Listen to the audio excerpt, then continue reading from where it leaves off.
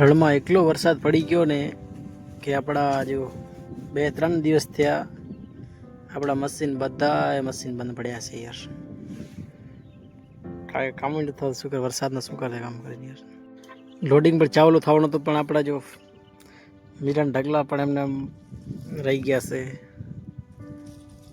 Loading પણ બંધ થઈ ગયો છે. 2-3 દિવસ થઈ ગયા. બધા મશીન બંધ પડ્યા. 2-3 દિવસ થઈ ગયા યાર. અત્યારે તો કામ હા ઓછું ચાલશે.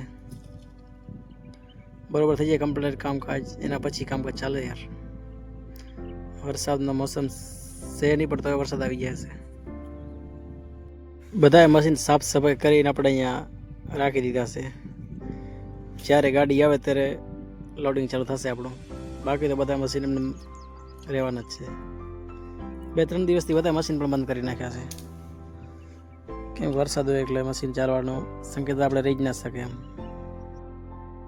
આપણે આ મીઠાના ઢગલો છે એના ઉપર આપણે ચડીને જોશું ઉપરનો આપણે જે મોસમ છે એ તમને આ વિડીયોની અંદરમાં હું બતાવવાનો છું. જો ઉપરથી કેટલું આમ જોરદાર મતલબ આપણને દેખાય કારખાનું આખું. વરસાદ થઈ જાય પણ કારખાનું કે વરસાદ થઈ જાય એટલે આખી મોજ બગડી જાય કારખાનામાં ખરેખર. જોઈ શકો તમે ઉપરનો નજારો.